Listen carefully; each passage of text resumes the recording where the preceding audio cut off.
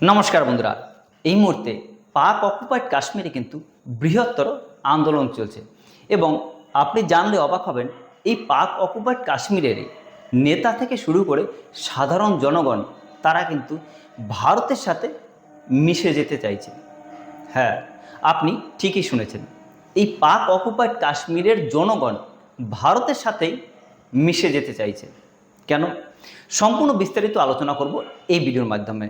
আমরা জানার চেষ্টা করব যে এই পাক অকুপাইড কাশ্মীর কিভাবে পাকিস্তানের মধ্যে চলে গেল এবং এই ব্যাপারে পরবর্তীতে ভারতের পদক্ষেপ কি হওয়া উচিত এবং এখানে কি কি বাধা আছে, সম্পূর্ণ বিস্তারিত আলোচনা করব আমাদের এই ভিডিওর মাধ্যমে। তো চলুন একে একে শুরু করা যাক। 99.9% কিন্তু মানুষ ভাবে যে না, এই পাক অকুপাইড কাশ্মীর কিন্তু ভারত কোনো মতেই ভারতের মধ্যে নিয়ে নিতে পারবে না। আগে আমি আপনাদের একটু ম্যাপটা দেখিয়ে নিচ্ছি। এই যে দেখতে পাচ্ছেন ম্যাপ, এটা কিন্তু ভারতের মধ্যে আছে আর এই অংশটা কিন্তু এটা পাকিস্তানের মধ্যে আছে। আপনি জানলে অবাক হবেন, 1963-তে এই পাক অকুপাইড কাশ্মীরের কিছু অংশ কিন্তু পাকিস্তান আবার চীনকে গিফট করেছে। আর এই পাক অকুপাইড কাশ্মীরের মধ্য দিয়ে কিন্তু CPEC, China Pakistan economic corridor, এটাও কিন্তু এর মধ্য থেকে গিয়েছে। অর্থাৎ আপনি বুঝতেই পারছেন যে এই পাক অকুপাইড কাশ্মীর যদি ভারতের মধ্যে চলে আসে তাহলে কিন্তু ভারতের বিভিন্ন দিক খুলে যাবে, মানে বিভিন্ন অর্থনৈতিক দিক খুলে যাবে। আর ভারত কিন্তু সুপার পাওয়ারের জন্য আরও এক ধাপ এগিয়ে যাবে। হ্যাঁ, ঠিকই। কিভাবে? দেখুন, ভারতের সাথে আফগানিস্তানের বর্ডার লাইন যেটা আছে, ডুরান্ট লাইন বলা হয়, সেই ডুরান্ট লাইনের আয়তন কিন্তু 109 কিলোমিটার। আর এই ভারত থেকে এই যে রাশিয়া থেকে তেল আনার জন্য কিন্তু তাদের অনেকটা পথ ঘুরে আসতে হয়। যদি এই পাক অকুপাইড কাশ্মীর ভারতের মধ্যে চলে আসে, সেখানে কিন্তু আফগানিস্তান থেকে রাশিয়া হয়ে এই রাশিয়ার তেল কিন্তু সহজেই ভারতে কম খরচে কম সময়ের মধ্যে নিয়ে আসতে পারবে। এবার আপনি ভাবতে পারেন যে এই পাক অকুপাইড কাশ্মীর কি ভারতের মধ্যে আনা এতটাই সহজ? দেখুন, সহজ নয় কোনো কিছুই। তাহলে আমরা একটু ইতিহাসটা জেনে নিই। ইতিহাস আমরা কেন জানবো? ইতিহাস জানবো আমরা এই জন্য যে আপনি যদি ভবিষ্যৎ জানতে চান তাহলে কিন্তু আপনাকে ইতিহাসটা জানতেই হবে। ইতিহাসই বলে দেয় যে ভবিষ্যৎ কি হবে। দেখবেন, ইউপিএসসি পরীক্ষায় সাধারণত কিন্তু ম্যাথের উপর বিশেষ একটা গুরুত্ব থাকে না, সেখানে কিন্তু ইতিহাসে যথেষ্ট গুরুত্ব আছে এবং ইতিহাসে প্রায় 250 মার্ক আছে শুধুমাত্র মেইনে, অপশনাল বাদে। অর্থাৎ ইতিহাসের গুরুত্বটা কতটা আমরা সহজেই বুঝতে পারছি। যদিও এই ব্যাপারে আমি পরে আলোচনা করবো, এটা আমার আলোচ্য বিষয় নয়। তো চলুন শুরু করা যাক। কীরকম? ভারত যখন স্বাধীন হয় 1947-এ, তখন ভারতে কিন্তু অনেকগুলো স্টেট ছিল, প্রিন্সলি স্টেট বলা হয়। কতগুলো ছিল? 564 এতগুলো প্রিন্সলি স্টেট ছিল। সেখান থেকে কিন্তু ভারতের এই অখণ্ড ভারত পরিণত হয়েছে। ভারতের সাধারণত 3টে মোটিভ।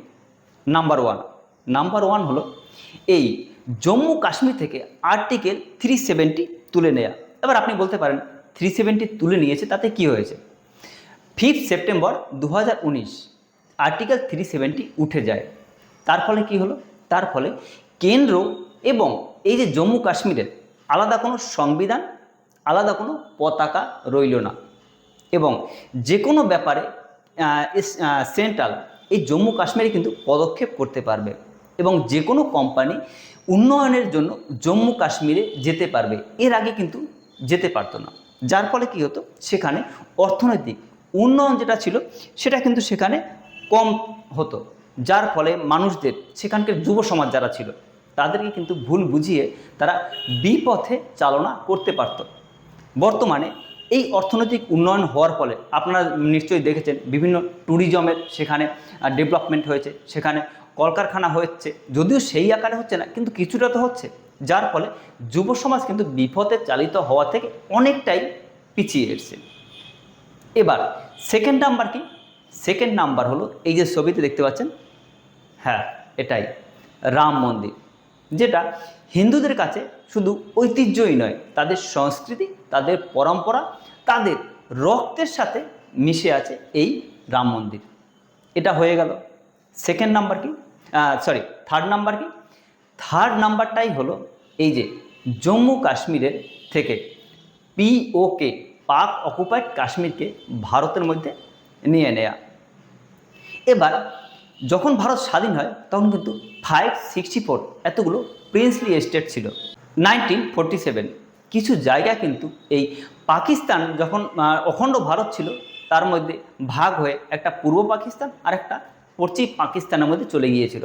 তারপরে কিন্তু 1947-এ কিছুদিন আগেই তার জন্মদিন গিয়েছিল শ্যামাপ্রসাদ মুখোপাধ্যায়। তিনি কিন্তু এই ওয়েস্ট বেঙ্গলকে ভারতের মধ্যে নিয়ে আসেন এবং তিনি তখনই ঠিক করেছিলেন যে এই পাকিস্তান যেহেতু মুহাম্মদ আলী জিন্নাহ তিনি ভাগ করে পূর্ব পাকিস্তান এবং পশ্চিম পাকিস্তান করেছিলেন, তখন কিন্তু তিনিও প্রতিজ্ঞা করেছিলেন যে তিনিও এই পাকিস্তান থেকে অংশ কেটে ভারতের মধ্যে নিয়ে আসবেন। এনেছেন যার নাম হলো পশ্চিমবঙ্গ।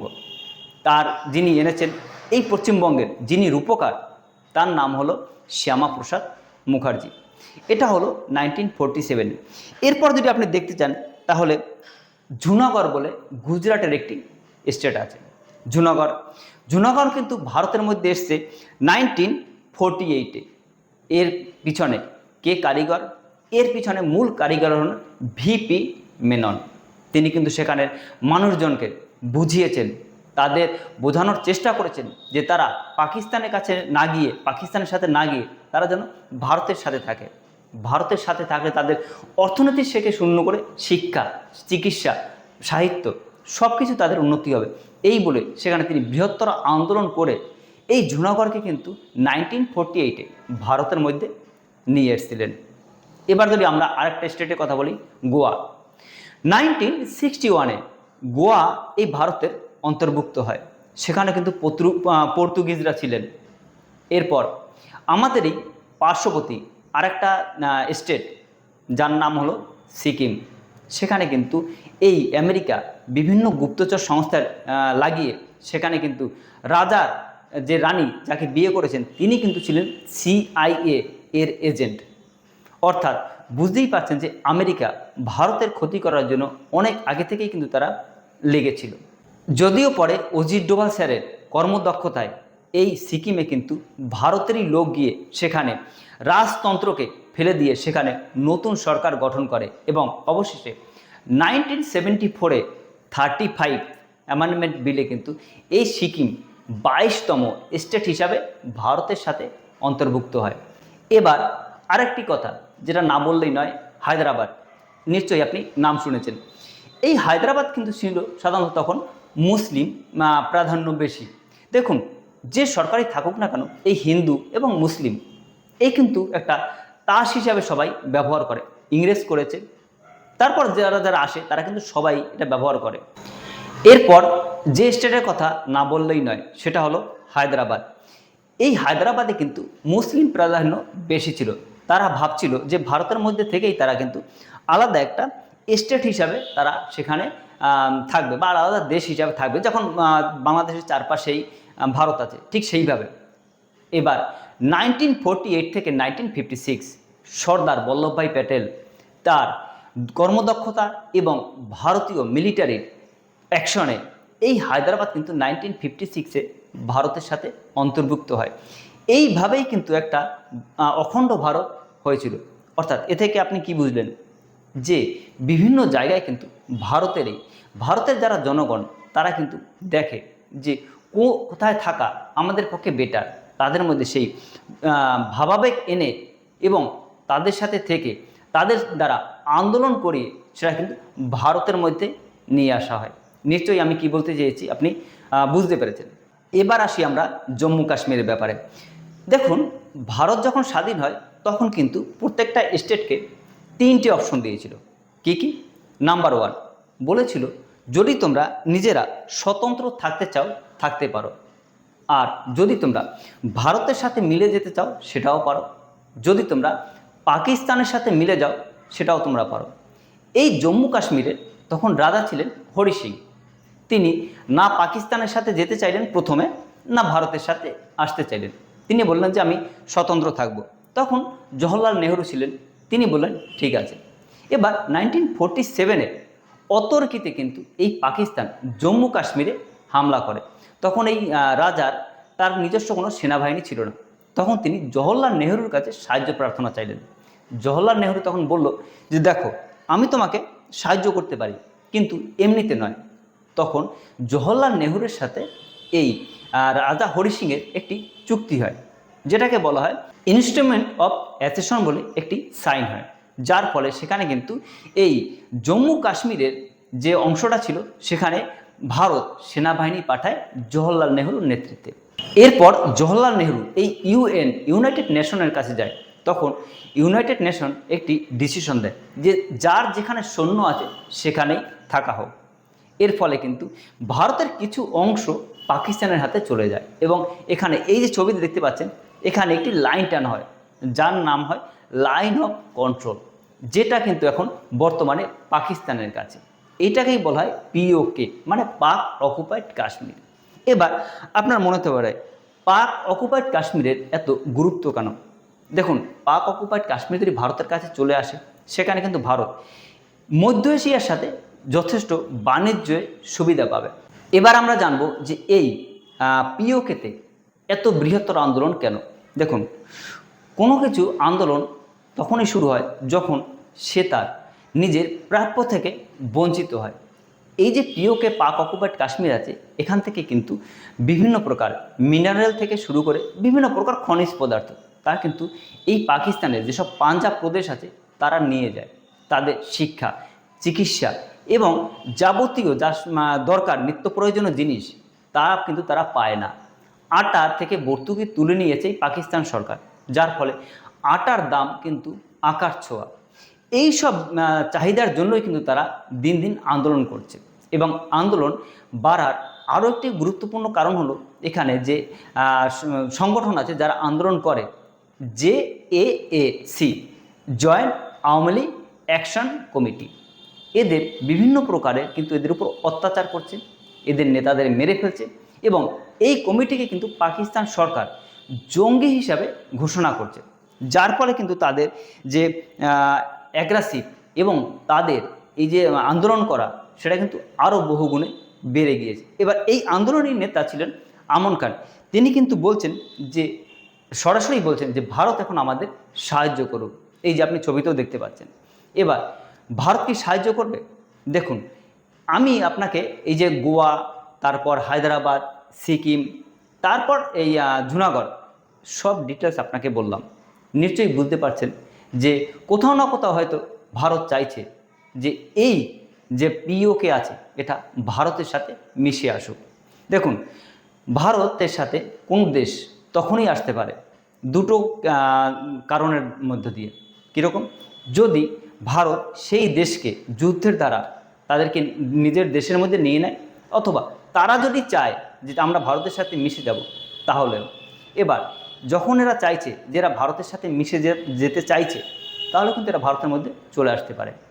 আর ভারত কিন্তু এই মুহূর্তে যুদ্ধে যাবে না। তার কারণ কি? কারণ এই যে পিওকে আছে এখানে কিন্তু এটা সহজে পাকিস্তান ছাড়বে না।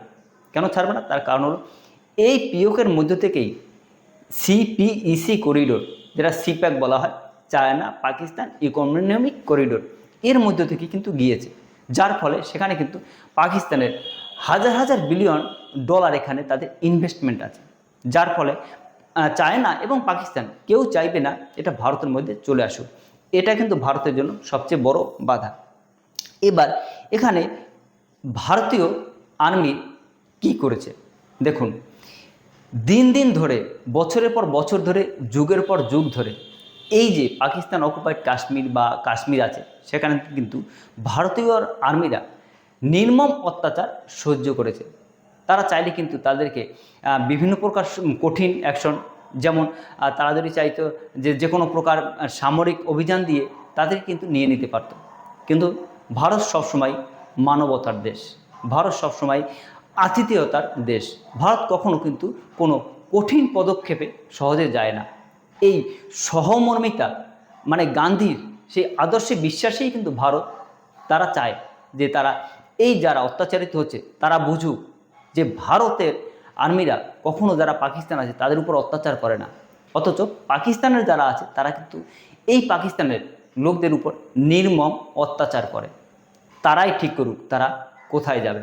অর্থাৎ এখানে বলতেই পারেন আমরা বিভিন্ন সময় বিভিন্ন আর্মি নিয়ে বা বিভিন্ন প্রধানমন্ত্রী নিয়ে বা যে কোনো বড় কেউকে নিয়ে আমরা সহজেই কিন্তু মন্তব্য করে ফেলি, কিন্তু এই দেশ গঠন কিংবা এই কাশ্মীরের যেসব জায়গা আছে সেই সব জায়গায় বিভিন্ন পদক্ষেপ নেওয়া, সেটা কিন্তু চারটিখানি কথা না। অর্থাৎ এর উপরে যারা বসে আছেন তারা কিন্তু ঠিক সময় ঠিক ডিসিশনই নিচ্ছেন, এটা আমাদের কিন্তু সবার মাথায় রাখতে হবে। এভাবেই আস্তে আস্তে এই পিওকেটা ভারতের মধ্যে চলে আসুক। আর এই পিওকে যদি একবার ভারতের মধ্যে চলে আসে, তারপর কিন্তু ভারতের নেক্সট টার্গেটও আছে। যদি এই ভিডিওর মাধ্যমে আমি এগুলো আলোচনা করব না, আলোচনা করা ঠিকই নয়। যারা আমার এই চ্যানেলের দর্শক তারা নিশ্চয়ই বুঝতে পেরেছেন যে আমি কোন দেশের কথা বলছি। যদি বুঝতে পারেন তাহলে অবশ্যই আমাদের কমেন্ট সেকশনে লিখে জানাবেন। আর এই ভিডিওটা যদি আপনার ভালো লেগে থাকে অবশ্যই একটা লাইক এবং সাবস্ক্রাইব করে আমাদের পাশে থাকবেন। দেখা হয় পরবর্তী ভিডিওতে। Thank you.